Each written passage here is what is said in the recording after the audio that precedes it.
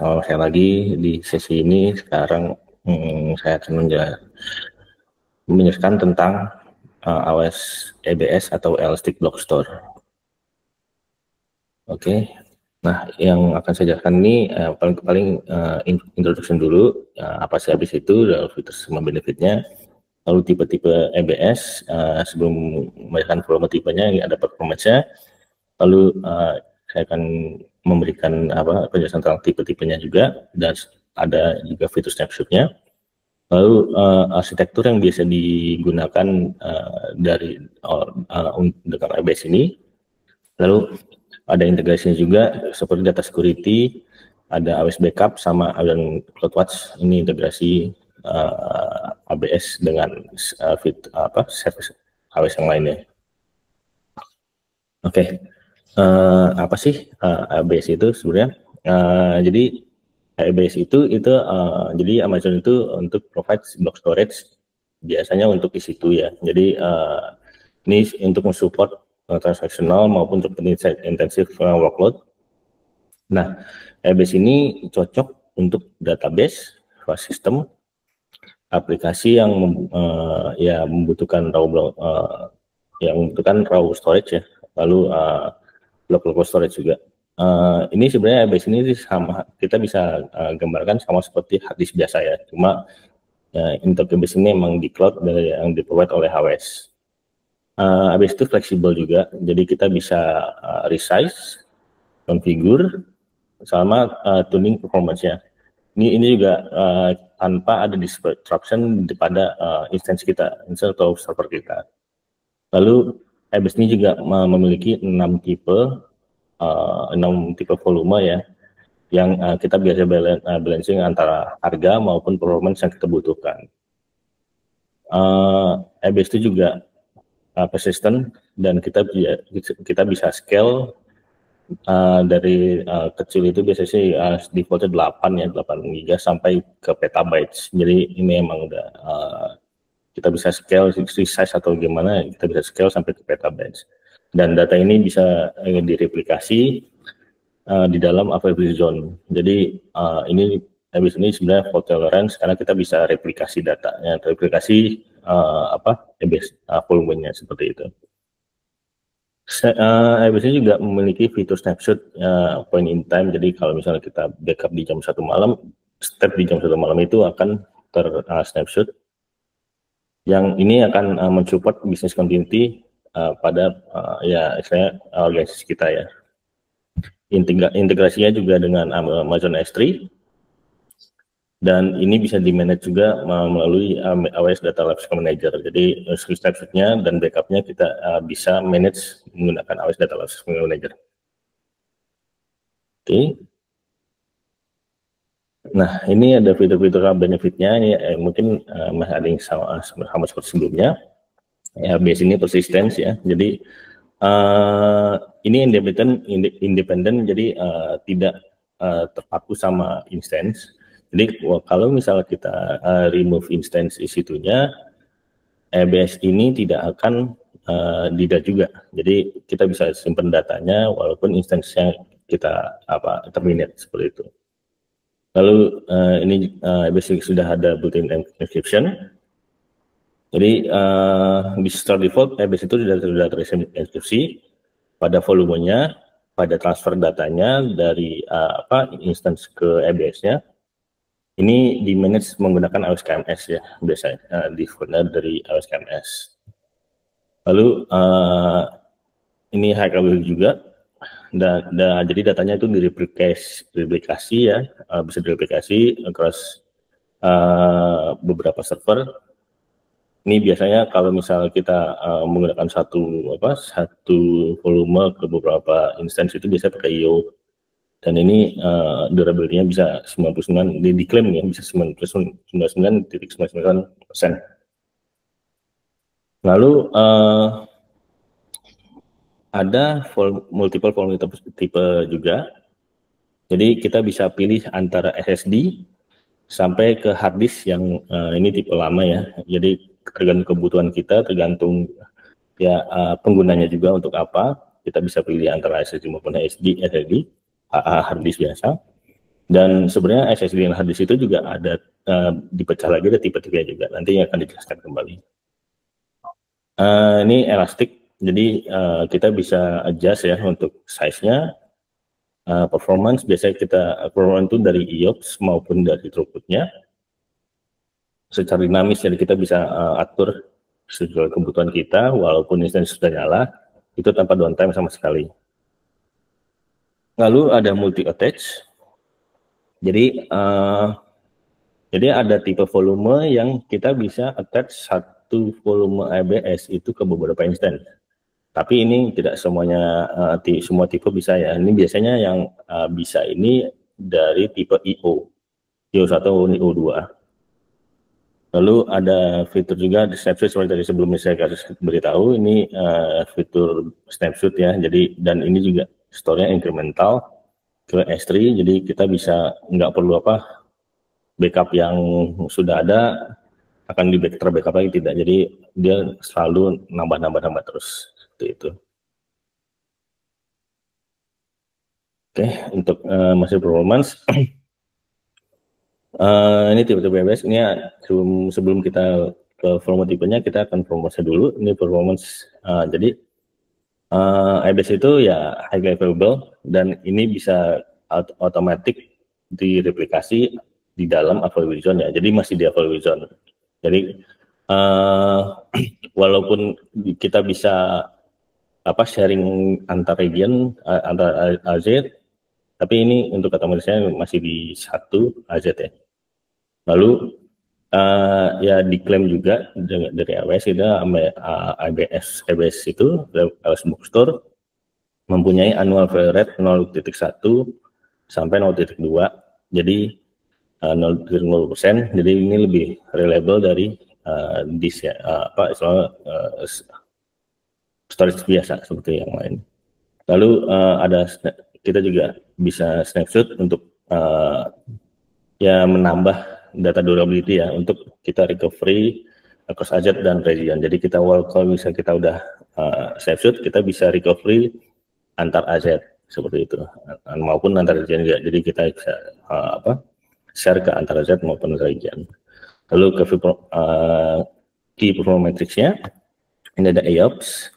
Ini biasanya random IO ya, in-out performance.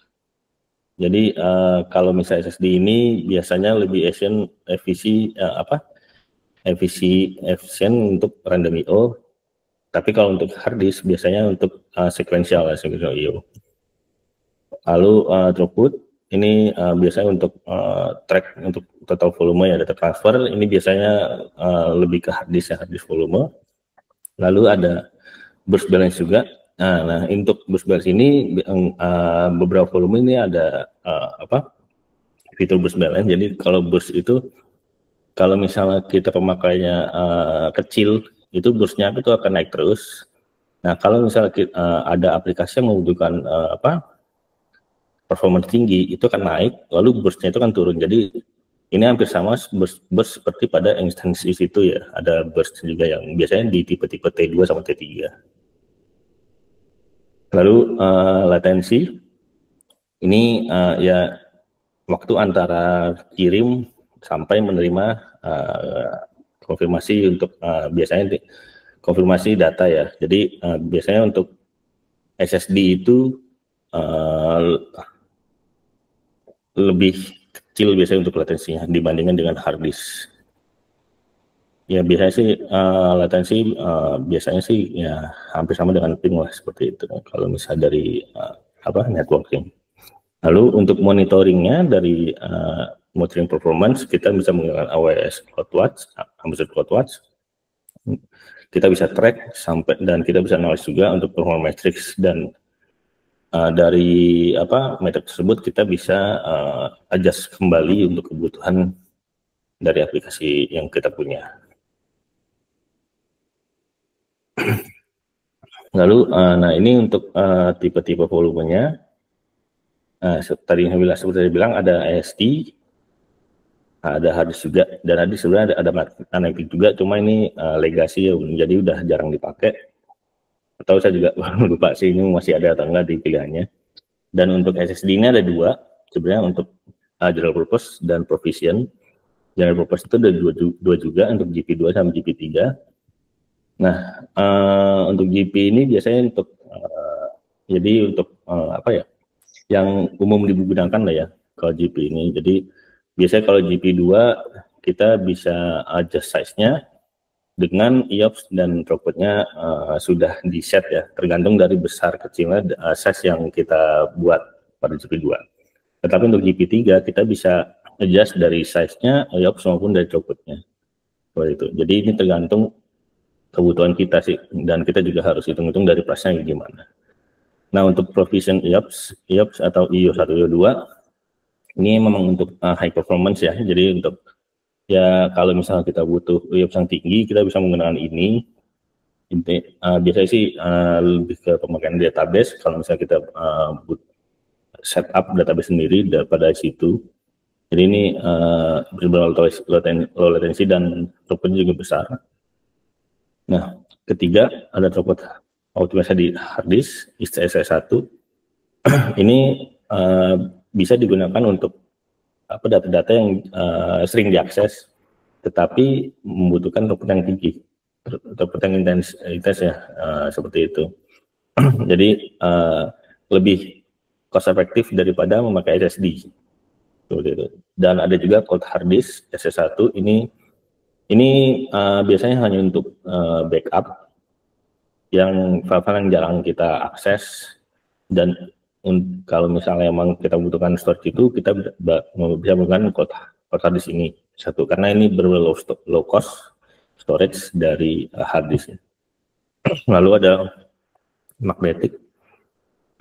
Ini legacy ya, ini sebenarnya udah lama juga ini, udah nggak rekomendasi untuk dipakai untuk operasional sih, seperti itu.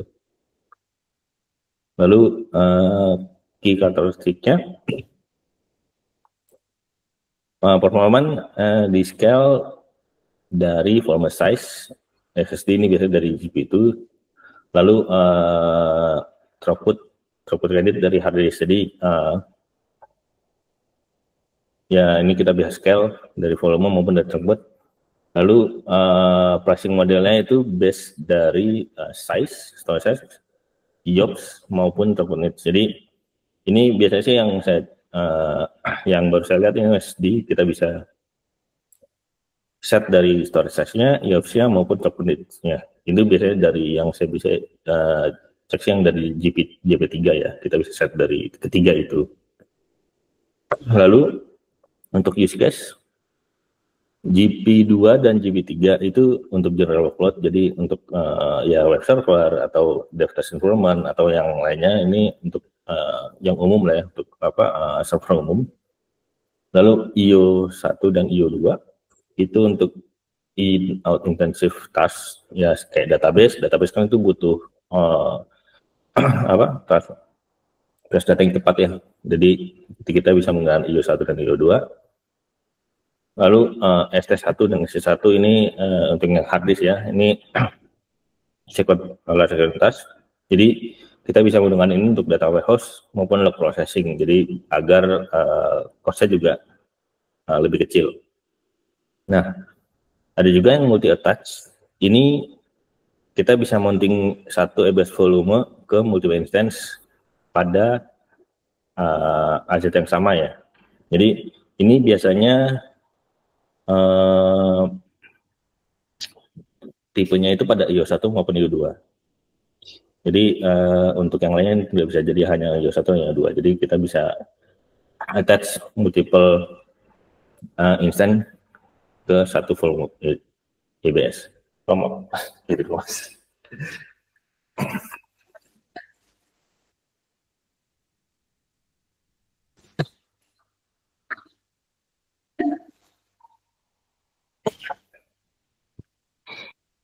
Oke, lanjut ke snapshot ya.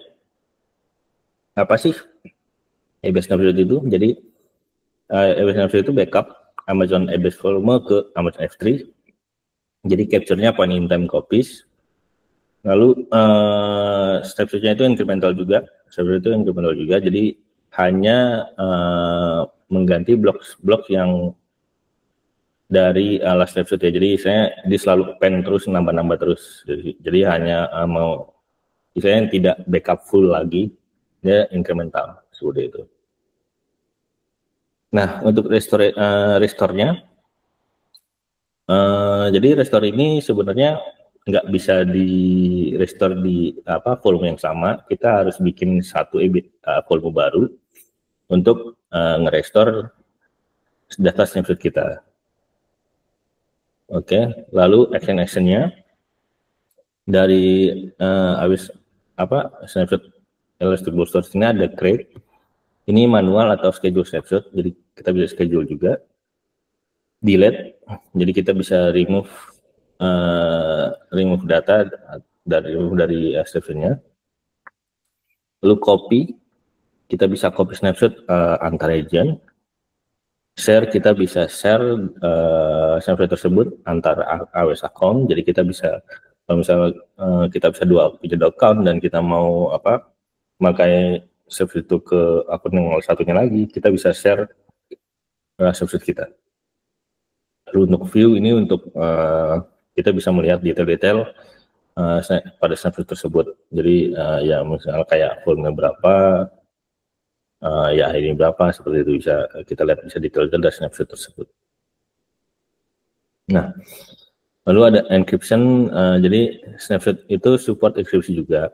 Jadi sebenarnya ini udah default dari AWS-nya. Jadi secara seamless kita encrypt, backup, dan copy-nya. Dan kita juga bisa memakai Bring Data Lifecycle Manager untuk otomatisasi untuk create, retensi, delete, auto delete, snapshot. Jadi based on policy yang kita buat seperti itu ya, yang kita butuhkan juga. Kalau kita mau bikin retensi 3 hari saja, kita bisa buat policies dari Amazon Data Lifecycle Manager.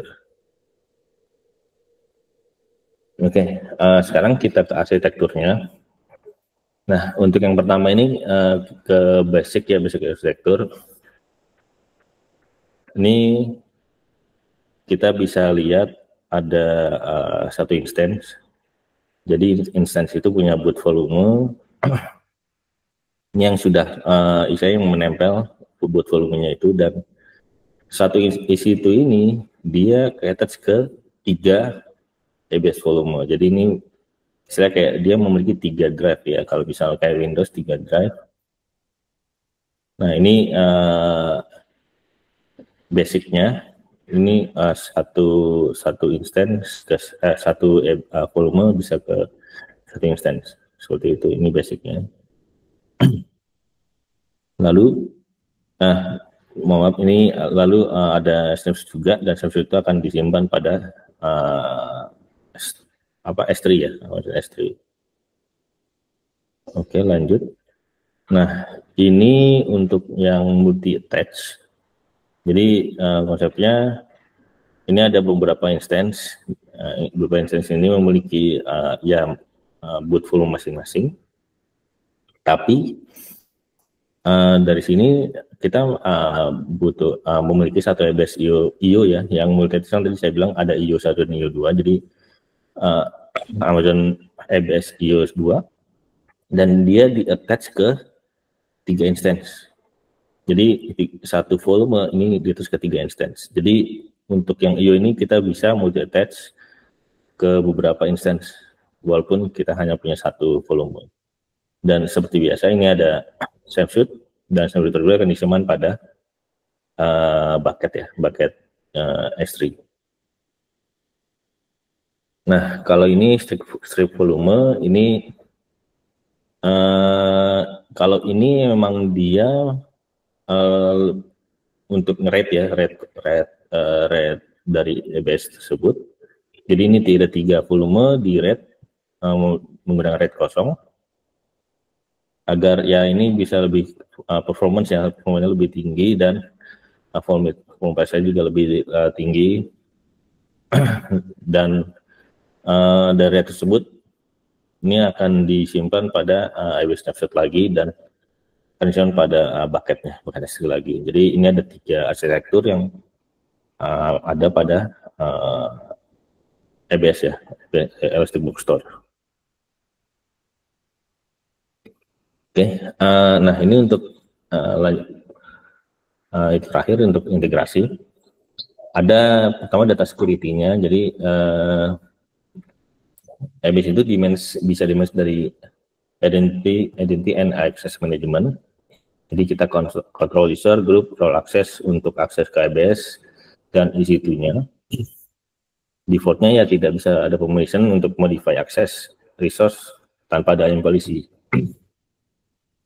Dan kita juga ada manage custom IAM policy dan restrict atau grant ke specific access ke Amazon EBS resource. Jadi ini kita bisa manage the by IAM juga ya. Jadi misalnya kita mau restrict user tersebut ke volume mana, kita bisa restrict dari IAM tersebut. Nah, ini integrasi dengan AWS Key Management Service. Jadi ini lebih ke enkripsi ya. Jadi EBS itu volume dan service-nya itu bisa dienkrip menggunakan AWS KMS Key Management Service atau Customer Management Keys. Jadi ya sebenarnya default-nya itu kan Key Management Service. Cuma kita bisa upload keys kita ke CMK, Customer Management Keys tersebut. Nah, enkripsinya ini ya proteksi data di dalam volumenya, address maupun pada transit atau transfer antara EC2 dan EBS. Jadi ini sudah default dari AWS-nya yang untuk diproteksi atau enkripsi dari EBS-nya maupun transfer antara EBS maupun dari EBS dan EC2-nya. Nah, untuk enkripsi ini, jadi dia utilize-nya AES-256 algorithm. Ini ya secure. Untuk data enkripsi, proteksi untuk yang bootnya maupun data volume. Dan encrypt volume encrypt data dan tidak di-encrypt itu bisa deteksi juga ke dalam instansi yang sama. Jadi ya, tergantung kita mau encrypt atau enggak.